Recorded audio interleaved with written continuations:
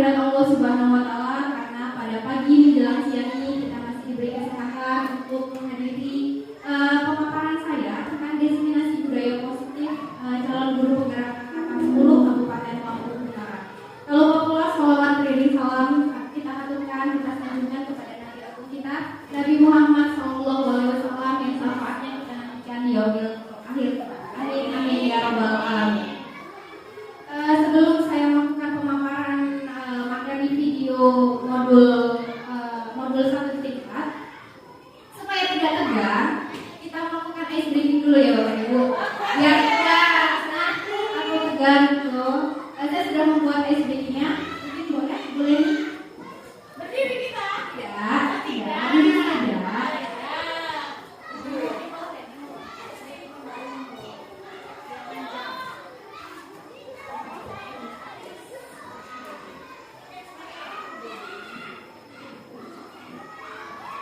Saya lihat nampaknya Bapak Ibu lelah mengerjakan nilai, makanya saya buatkan ice breaking dulu ya. Oke, ice breaking kita pada pagi ini itu hanya tebak kata.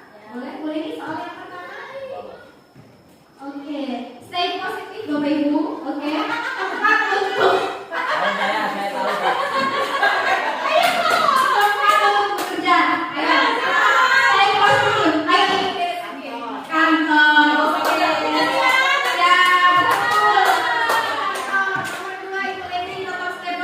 Bapak Ibu, lanjut yang nomor 2. Lucu atau kurang ajar? Ayo,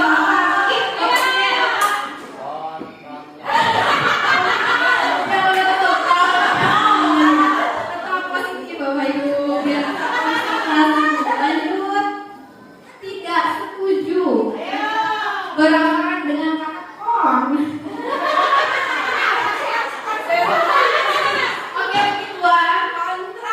Kontra. Oke, betul ya. Lanjut. Bintik pada kulit berakhir. Lanjut.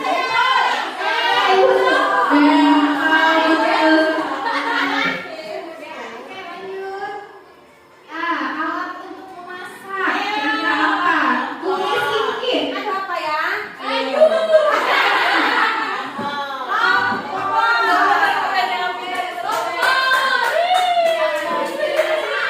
Yang terakhir, piring-piringan. Kira-kira apa?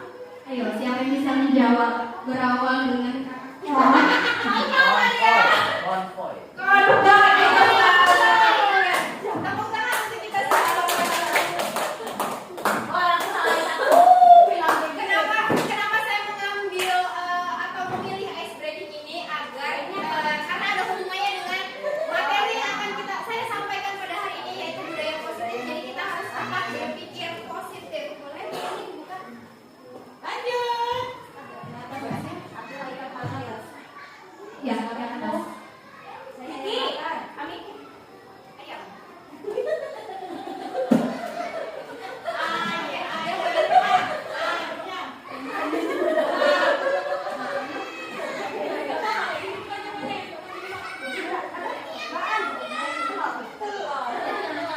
Ya, baiklah Bapak Ibu, di sini saya akan memaparkan penyebaran pemahaman dan penerapan budaya positif. Saya Krisna Sari, calon guru penggerak angkatan 10 dari Kabupaten Lampung Utara. Boleh lanjut ini?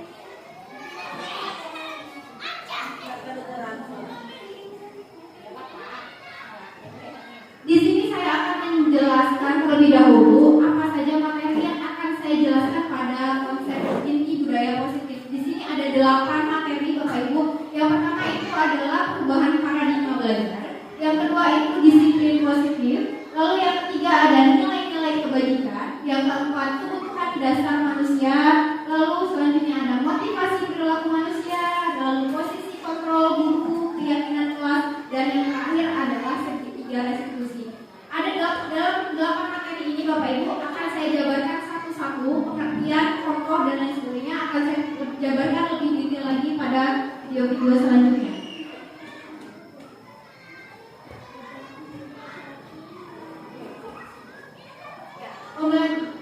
Pembelajaran pada paradigma baru itu ada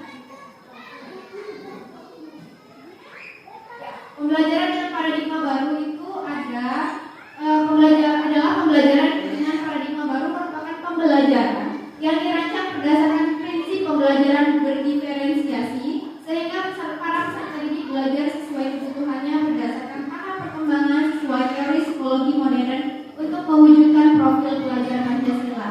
Baik Bapak Ibu, menurut saya kita sebagai guru itu pasti paham, pasti tahu apa itu pembelajaran yang berdiferensiasi. Ya, jadi pembelajaran berdiferensiasi itu adalah kita harus tahu dulu apa minat peserta didik kita, apa kebutuhan belajar peserta didik kita. Kalau kita tahu apa minat peserta didik kita, apa kebutuhan yang dibutuhkan oleh peserta didik kita bakal lebih mudah menyampaikan materi pembelajaran. Kita belajar di kelas itu akan lebih paham, lebih mudah jika kita tahu minat peserta didik kita itu di bagian apa, di bidang apa. Jadi kita benar-benar mengenali peserta didik kita. Di sini ada beriman dan bertakwa kepada Tuhan Yang Maha Esa.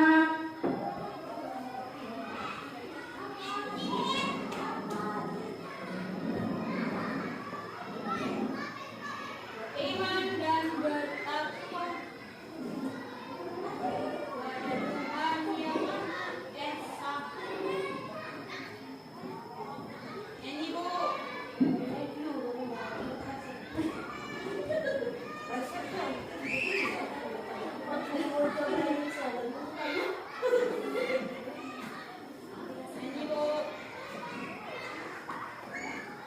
Baik Bapak Ibu, mohon ditunggu sebentar, ada sedikit kesalahan. Sabar tungguin. Ya apa-apa itu.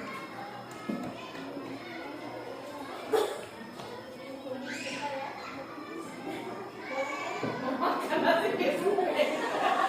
Nanti makan yang enak.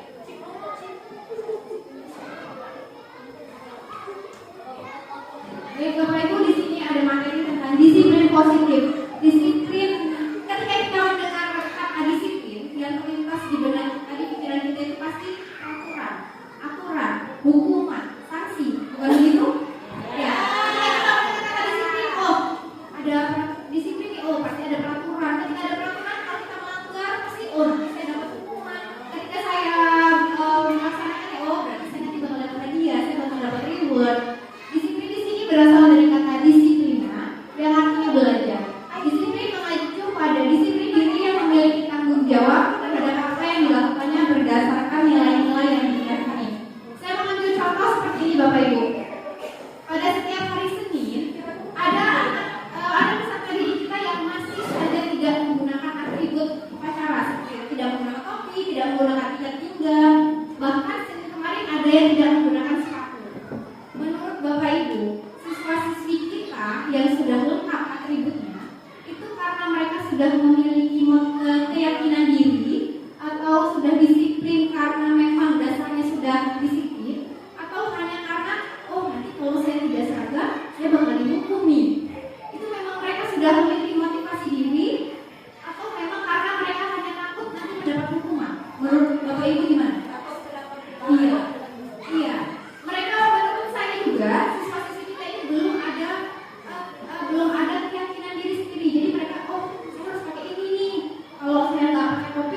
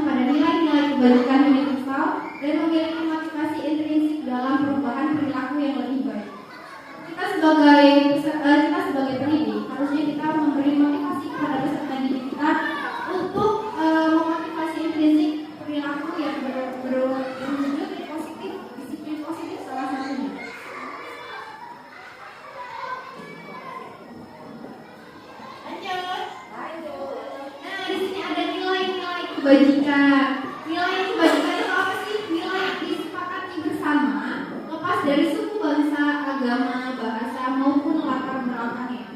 Profil pelajar Pancasila di sini ada beriman dan bertakwa pada Tuhan Yang Maha Esa dan berakhlak mulia, berkebinekaan global, gotong royong, mandiri, kreatif dan bernalar kritis. Di sini kita ketahui Bapak Ibu, saya ambil contoh yang gotong royong. Seperti biasa misalnya kita pada hari Jumat bersih, kita bergotong royong membersihkan lingkungan sekolah kita. Lalu seperti beriman dan bertakwa kepada Tuhan Yang Maha Esa, berkebinekaan global. Kita di sini mempunyai banyak suku bangsa, ada yang berbeda-beda agama, tidak hanya Muslim yang ada di sekolah kita.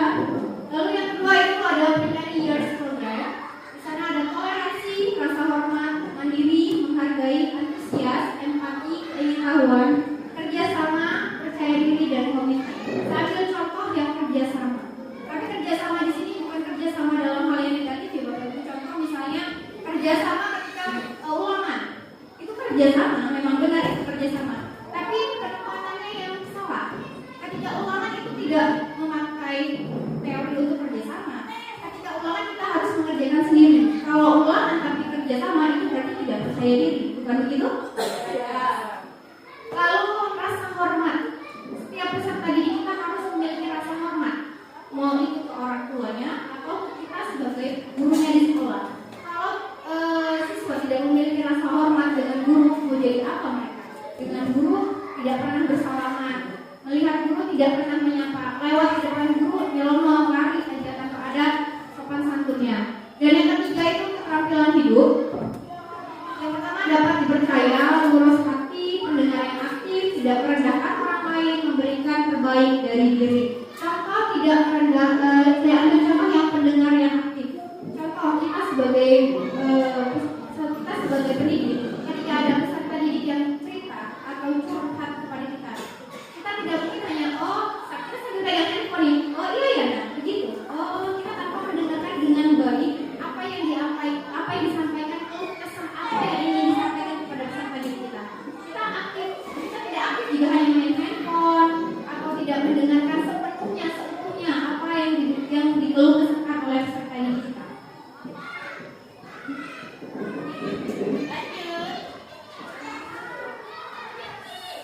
Lanjut adalah kebutuhan dasar manusia. Kita sebagai manusia itu memiliki kebutuhan.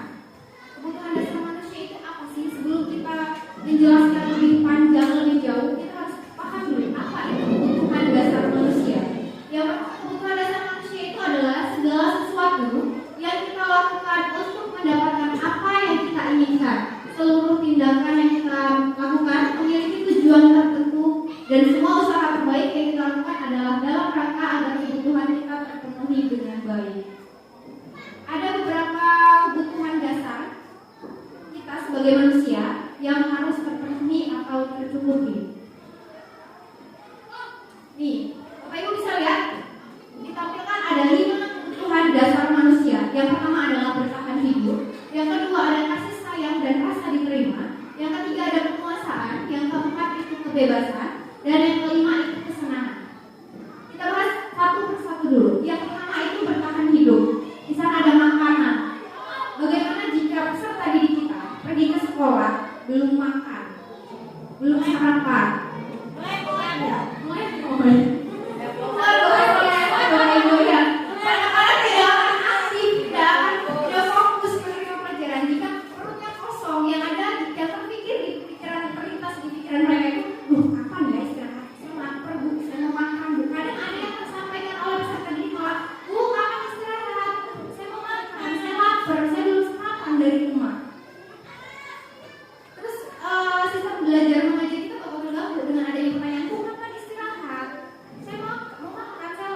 Belum sarapan dan lain sebagainya. Lalu pakaian, bagaimana jika anak-anak kita pergi ke sekolah dengan bajunya compang-camping, tidak disetrika, tidak dicuci, atau bahkan bajunya sobek, bukankah dipandang mata juga kurang enak. Jadi kebutuhan dasar manusia salah satunya adalah makanan dan pakaian. Lalu kasih sayang dan rasa diterima. Rasa diterima dipedulikan, berbagi, kerjasama, menjadi bagian dari kelompok, kerjasama. Seperti yang saya bilang tadi, seperti Jumat bersih, itu kita gotong royong, itu masuk ke kategori kerjasama, bukan begitu? Ya, saling membantu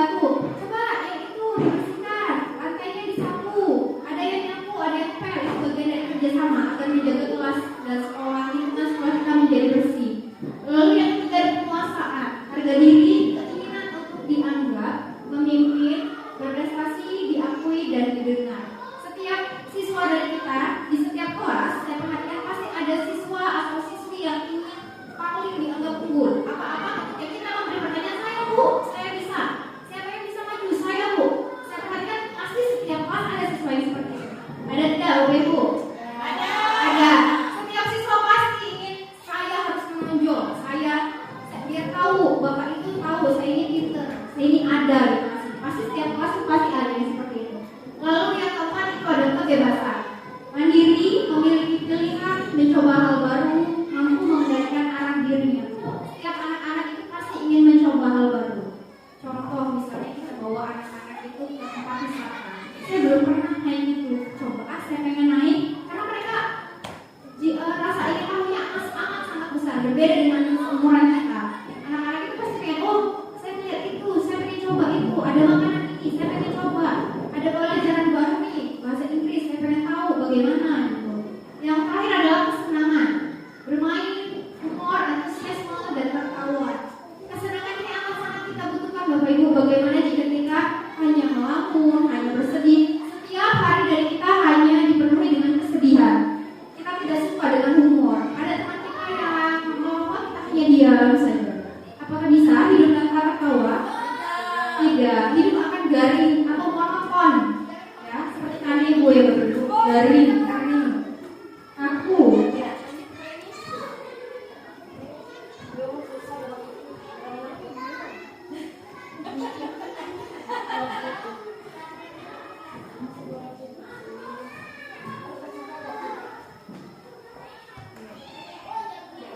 Motivasi perilaku manusia. Di sini ada 3 Bapak Ibu untuk menghindari ketidaknyamanan atau hubungan. Kadang kita melakukan sesuatu itu bukan karena tulus ya, tapi karena udahlah saya kerjain aja daripada nanti dia marah. Ya udahlah saya kerjain aja nanti daripada ibu itu menghukum saya. Jadi bukan benar-benar tanggung jawab, saya memiliki rasa tanggung jawab, ini tugas saya harus saya kerjakan.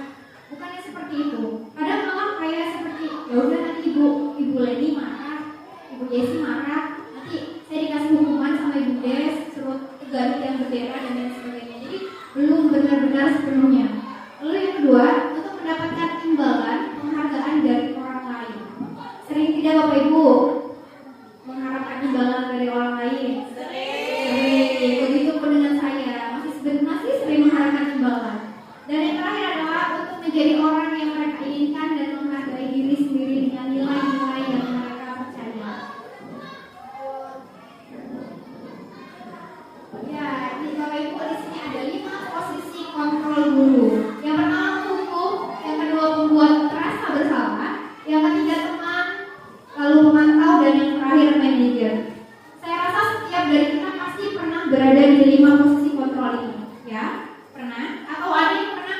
Saya belum pernah berada di posisi kontrol sebagai teman misalnya. Nah, saya pasti dari kita pernah semua. Kita sebagai teman, tapi saya yakin semua dari kita pasti yang paling sering itu yang menghukum. Ya, pasti yang paling sering itu bagian penghukum. Mungkin kita jarang berada di posisi sebagai manajer. Mungkin masih agak jarang atau ada tapi masih sulit ditemui.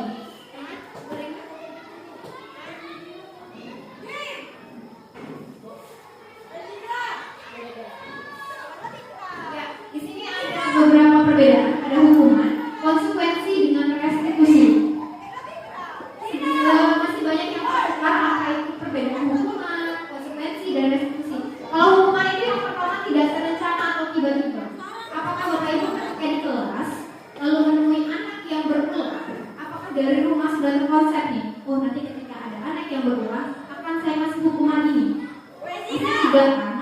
Pasti tidak. Itu tiba-tiba spontan. Karena sih tidak terencana atau tiba-tiba itu spontan. Tapi anak yang keluar ketika pelajaran kita beri hukuman, nggak mungkin kita setting. Oh besok kalau ada ini saya kasih hukumannya ini. Tidak mungkin. Itu pasti secara spontan.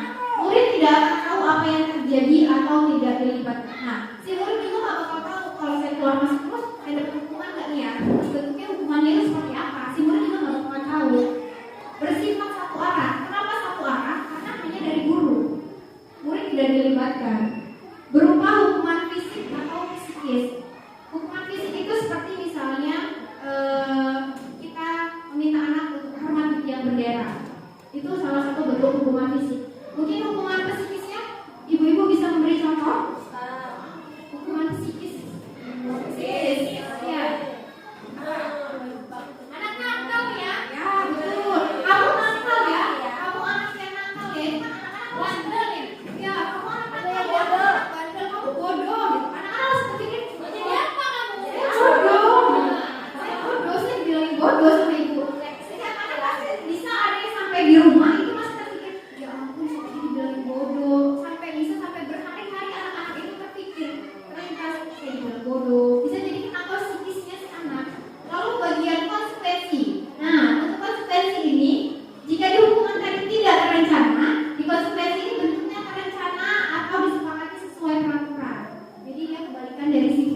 Jadi bentuknya itu rencana atau sudah disepakati. Jadi disepakati antara si guru dan si peserta didik.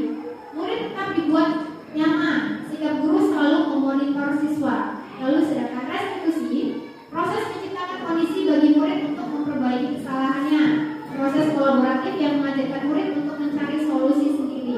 Di sini kita menuntut murid untuk mandiri, Bapak Ibu. Jadi tidak selalu melulu melibatkan guru.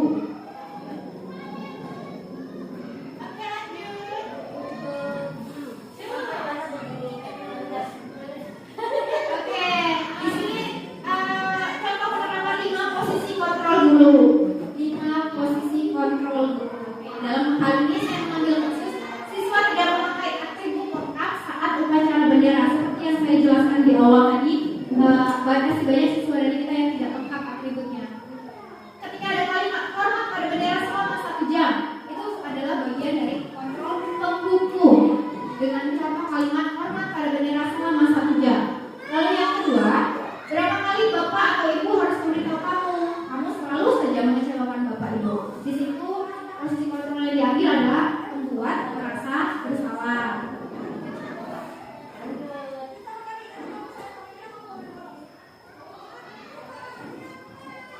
Ya, contoh yang ketiga, ayo dong ikuti aturan sekolah, tolong bantu ibu atau bapak ya.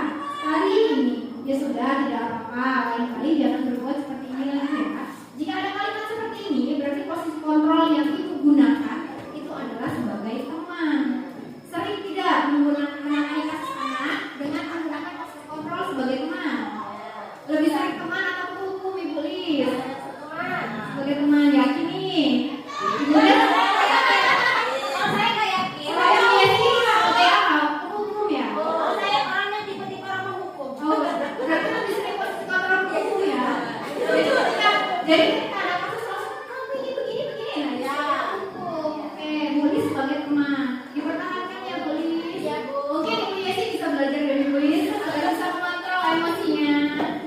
Lanjut dengan kalimat kamu sudah melanggar peraturan sekolah. Kamu tahu konsekuensinya. Setelah selesai upacara, kamu beli atributnya di koperasi dan jangan diulang-ulang. Nah ini posisi kontrol sebagai pemantau. Lanjut. Nah, posisi kontrol yang terakhir, apakah kamu tahu kesalahanmu? Kira-kira bagaimana kamu dapat memperbaiki kesalahanmu? Ini posisi kontrol sebagai manajer.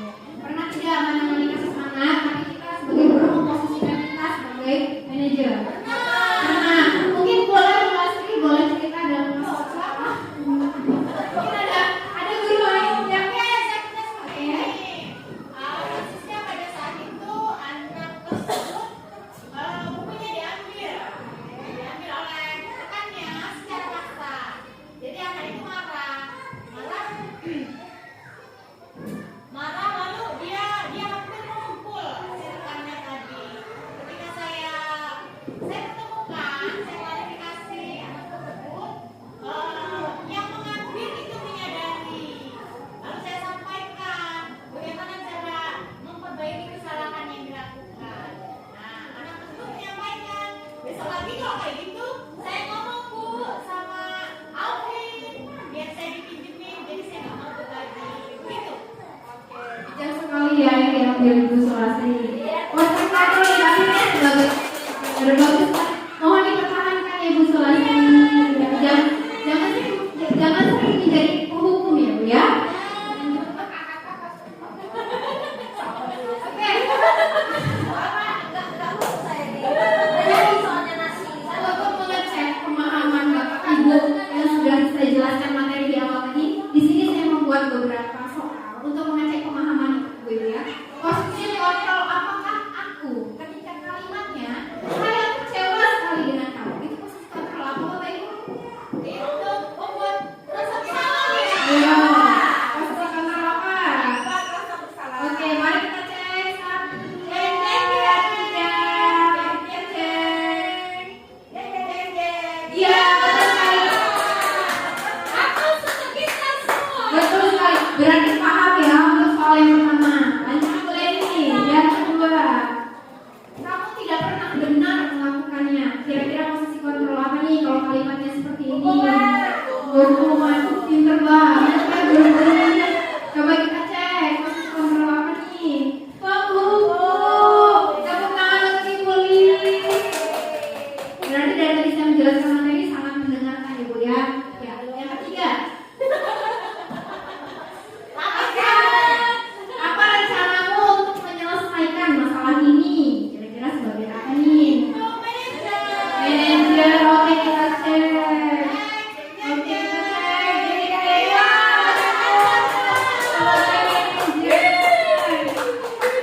Ibu Des, coba untuk salah selanjutnya biar Ibu Des. Ayolah, lakukan ini, lakukan demi Bapak atau Ibu ya. Kira-kira apa Bu Des? Coba kita cek. Ibu aja. Ya.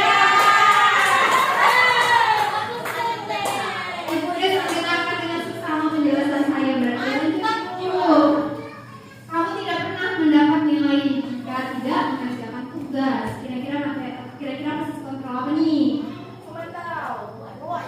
Memantau kata polis. Ayo, yang lain. Apa ya? 100 untuk Ibu Lili. Ya, yang ada lagi? Coba kita cek. Oke, berarti pemahaman ibu-ibu sudah amat sangat paham ya. Luar biasa. Berarti pemaparan dari saya tadi amat sangat dipahami, amat sangat jelas ya Bu ya. Oke. Oh, kalau kayak gitu gurunya yang pintar apa anaknya yang pintar? Semuanya Bu, karena kolaborasi antara guru dan murid. Oke, kita sampai di materi tentang keyakinan kelas. Oke. Setiap dari kelas kita apakah sudah punya keyakinan kelas? Belum. Saya lihat di kelas 2 itu ada keyakinan kelas ya. Di kelasnya Bu Yesi saya lihat ada keyakinan kelas.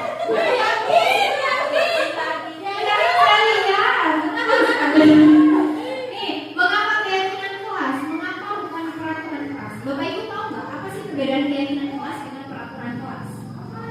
Karena kalau keyakinan itu timbulnya dari diri sendiri, sedangkan kalau peraturan itu karena sudah ditetapkan. Indonesia seperti itu. Oke, betul Bu. Saya menambahkan saja penjelasan dari Bu Sulasri. Jika keyakinan kelas itu adalah kesepakatan siswa di kelas itu dengan si guru, ya, atau si peserta didik, guru dengan peserta didik. Sedangkan kalau peraturan kelas atau peraturan sekolah itu sudah ada tanpa ada kesepakatan dua orang. Jadi peraturan itu contoh kita misalnya bisa dijelaskan atau diberikan contoh peraturan sekolah kita. Peraturan kelas atau peraturan sekolah boleh. Yang tanpa disepakati dan tanpa waktu. Ya, itu bisa menjadi contoh. Ingat Bapak Ibu ketika membuat keyakinan kelas itu tidak boleh dalam bentuk negatif. Jadi harus selalu positif. Contoh misalnya tidak boleh mencontek. Itu misalnya ada kalimat dari anak. Ketika kita buat di keyakinan kelas berubah menjadi apa? Tidak boleh mencontek. Kerjakan masing-masing. Oke, kerjakan masing-masing boleh atau boleh jujur. Kalau mencontek kan berarti dia tidak jujur. Betul? Ya, jujur. Jadi ketika diingat ketika membuat keyakinan kelas tidak boleh dalam bentuk negatif. Ini harus dalam bentuk positif. Beberapa hari yang lalu saya membuat keyakinan kelas juga Bapak Ibu di kelas 5. Jadi saya ajarkan ke anak-anak untuk tidak dalam bentuk negatif. Jadi ketika anak-anak menuliskan dalam bentuk negatif, kita ubah bersama-sama ke dalam bentuk positif.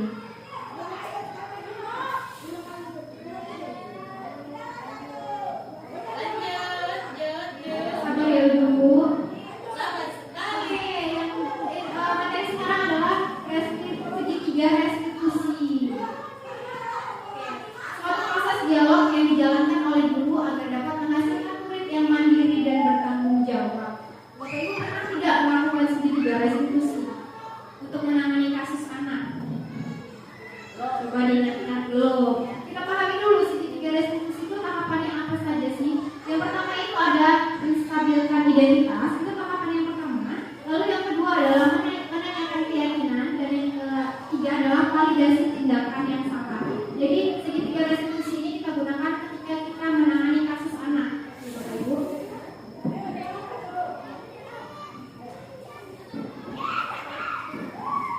Nah, di bagian yang pertama itu ada menstabilkan identitas.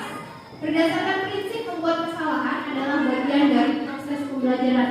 Tidak mungkin dari kita tidak pernah berbuat salah ya Bapak Ibu. Setiap manusia itu pasti pernah atau mungkin bahkan sering berbuat kesalahan. Contoh-contoh kalimatnya itu adalah berbuat salah itu wajar. Yang kedua, tidak ada manusia yang sempurna. Ibu atau Bapak juga pernah melakukannya. Ya karena dari kita sama-sama manusia pasti pernah berbuat salah dan pernah berbuat kesalahan. Ibu atau Bapak tidak mau mencari siapa yang salah, tapi Ibu atau Bapak ingin mencari solusi dari masalah ini. Tidak begitu penting mencari siapa yang salah dalam sebuah kasus, tapi yang terpenting adalah mencari dan menemukan solusi dari masalah tersebut atau mencari solusi dari masalah tersebut. Yang terakhir itu kamu berhak merasa begitu.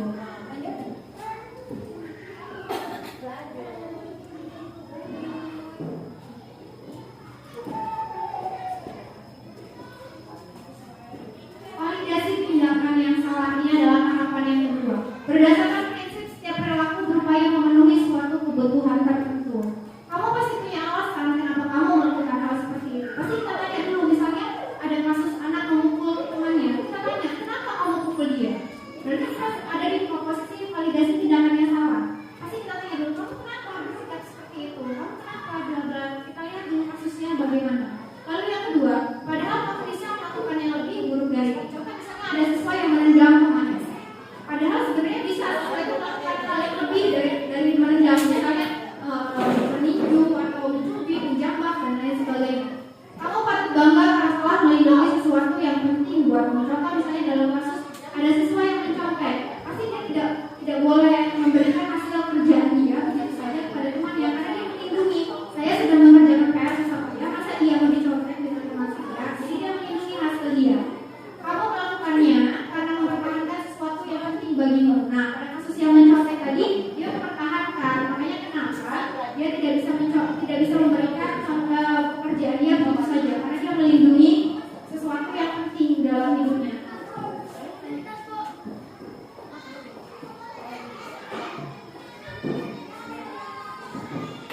Sorry Bapak Ibu, laptopnya perlu ditenaga. Sabar sekali. Oke, Bapak Ibu ini saya sudah melakukan restitusi siswa saya di SMK YB 9 ini. Ini adalah contoh restitusi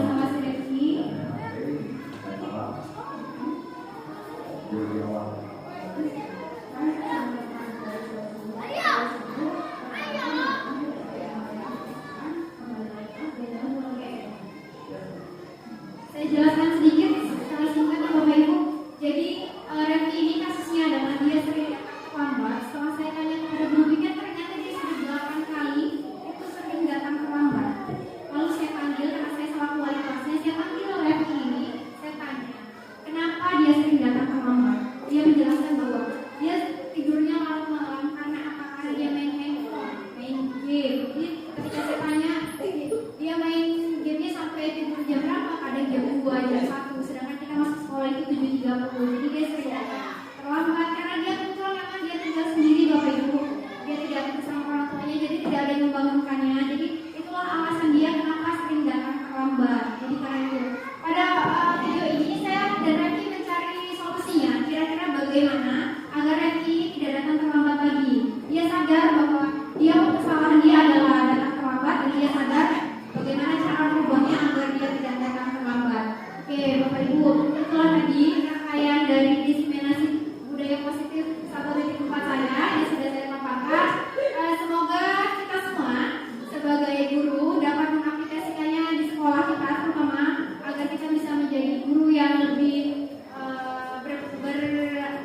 berkompeten, agar peserta didik kita juga bisa menjadi orang-orang yang selalu berbudaya positif, berpikir positif seperti ice breaking saya tadi ya, ada hubungannya dengan positif. Bagaimana jika tadi kita tidak berpikir positif, coba untuk ice breaking saya tadi, bakal ada kalimat-kalimat negatif bukan yang keluar? Ya. Oke, saya akhiri Bapak Ibu, terima kasih untuk hari ini sudah menyempatkan waktunya. Saya akhiri, wabillahi taufiq wal hidayah. Assalamualaikum warahmatullahi wabarakatuh.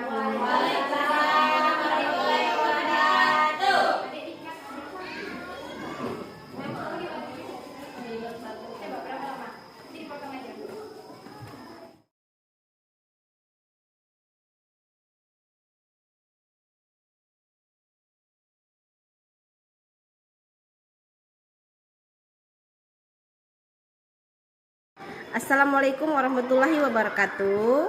Saya Lismawati SPDI. Saya sangat berterima kasih sekali kepada Ibu Kiki Krisna Sari yang sudah menyampaikan materi pengimbasan budaya positif pada hari ini.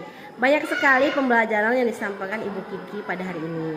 Misalnya tentang 5 posisi kontrol yang selama ini saya lebih sering menggunakan posisi kontrol sebagai penghukum atau pembuat merasa bersalah, karena sebaiknya kita harus menggunakan posisi kontrol sebagai manajer. Saya sangat berterima kasih Bu Kiki. Semoga pengimbasan budaya positif ini dapat sama-sama kita terapkan di sekolah kita. Semoga Ibu Kiki bisa selalu berbagi ilmu-ilmu yang baik atau dapat berbagi dengan banyak orang. Saya akhiri, wassalamualaikum warahmatullahi wabarakatuh.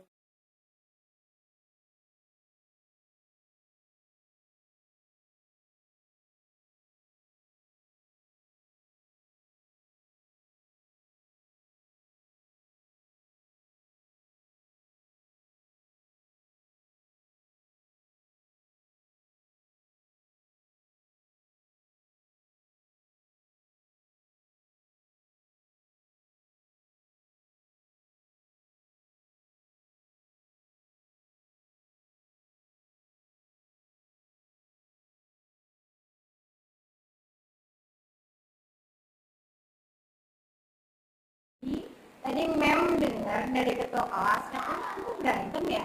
Iya Mem, soalnya saya kesel banget sama Rahma Mem. Masa dia selalu nyontek kayak saya Mem? Oh gitu, ya wajar aja sih kalau kamu kesel. Kalau Mem ada di posisi kamu juga, Mem bakalan kesel dan melakukan hal yang sama. Terus apa yang kamu lakuin ke Rahma? Gak banyak sih Mem, cuman saya marah-marah ke dia terus nggak sengaja gebrak mejanya Mem. Abis itu nggak sengaja lempar buku dia Mem. Pasti kayak kamu kayak gitu kan ada alasannya ya? Kenapa? Ya Mem, karena masa saya udah capek-capek ngerjain PR saya Mem, tiba-tiba dia yang nyontek Mem. Abis itu dia nggak ngerjain lagi terus nyontek ke saya Mem. Ya wajar aja sih kalau kamu marah karena tidak rela PR-mu yang sudah kamu kerjakan dengan susah payah dicontek. Mem sangat menghargai tindakanmu yang tidak lebih dari itu. Ya Mem. Sekarang coba kita pikirkan tindakan kamu yang marah sampai menggebrak meja dan melempar bukunya, apakah sudah sesuai dengan keyakinan kelas? Lalu menurutmu keyakinan kelas apa yang sudah kamu langgar? Menghormati antar teman. Ya, lalu keyakinan kelas apa yang harus kamu lakukan saat sedang marah? Lebih banyak sabar Mem sama mengontrol emosi. Iya betul, betul sekali apa yang Desi bilang. Lalu selanjutnya, apakah yang kamu lakukan untuk memperbaiki hal ini? Menahan sabar arah B.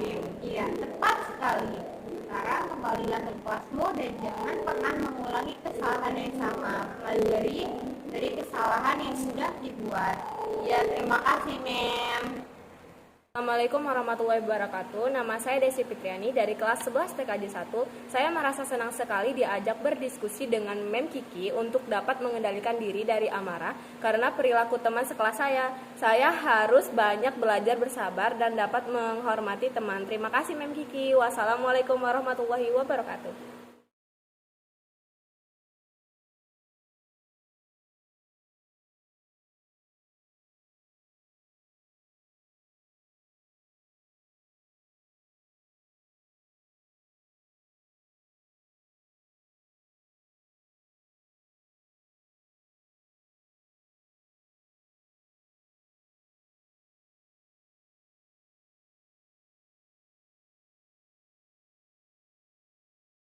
Mem dengar dapat laporan dari guru tiket, katanya kamu sering datang terlambat ya? Seingat kamu, berapa kali kamu datang terlambat? Seingat saya sudah 8 kali. Oke, terlambat itu adalah satu kesalahan kan? Ya, Iya. Kesalahan itu kan harus diperbaiki dan dijauhi. Tidak ada makhluk hidup yang tidak pernah berbuat salah. Yang penting kita bisa belajar dari kesalahan kita. ya.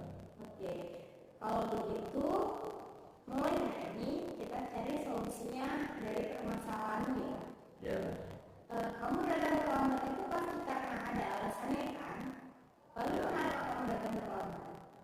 saya tiap malam itu begadang dan main HP, jadi tidurnya kemalaman dan bangunnya pun kesiangan. Oke, kamu tahu keyakinan kelas apa yang sudah kita sepakati?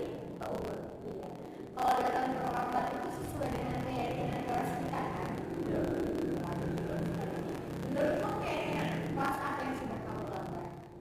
tentang disiplin. Iya, menghargai waktu itu sangat penting dan bermanfaat untuk kita. Seperti kita dapat menghargai orang lain, ya.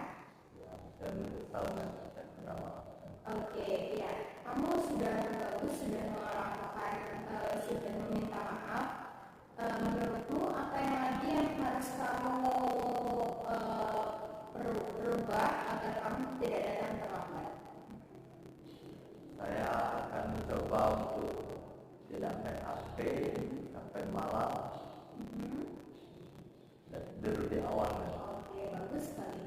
Sekarang kita sudah menemukan dari solusimu, pertahankan agar kamu tidak datang terlambat lagi ya. Sekarang kembali lagi ke kelas dan jangan mengulangi kesalahan. Ya. Assalamualaikum warahmatullahi wabarakatuh. Nama saya Rifki Sanjaya, kelas 11 TKJ 1. Terima kasih Mem Kiki, saya senang diajak diskusi atau menemukan solusi atas permasalahan yang saya alami. Saya tidak akan bergadang lagi.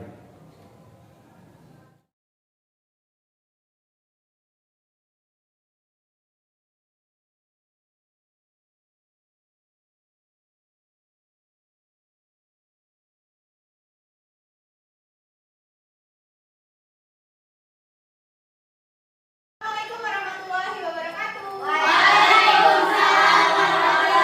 Selamat pagi semuanya. Pagi. Gimana kabarnya hari ini?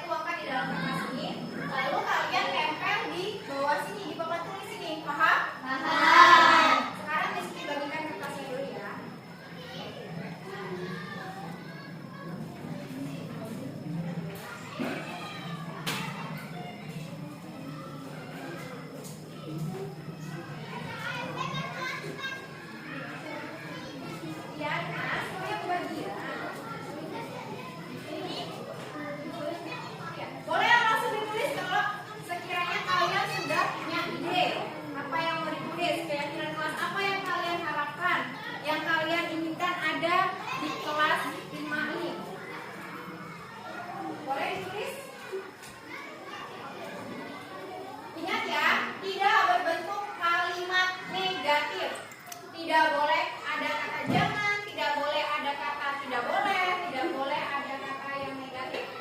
Yang sudah boleh ditulis, boleh ditempel di sini. Boleh ditulis, boleh ditempel yang sudah. Yang sudah boleh.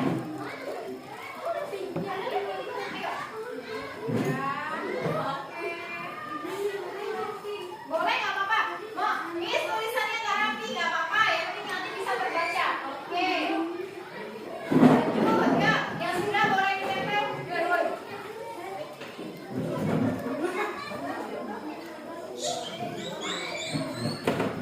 Ya, yang lainnya.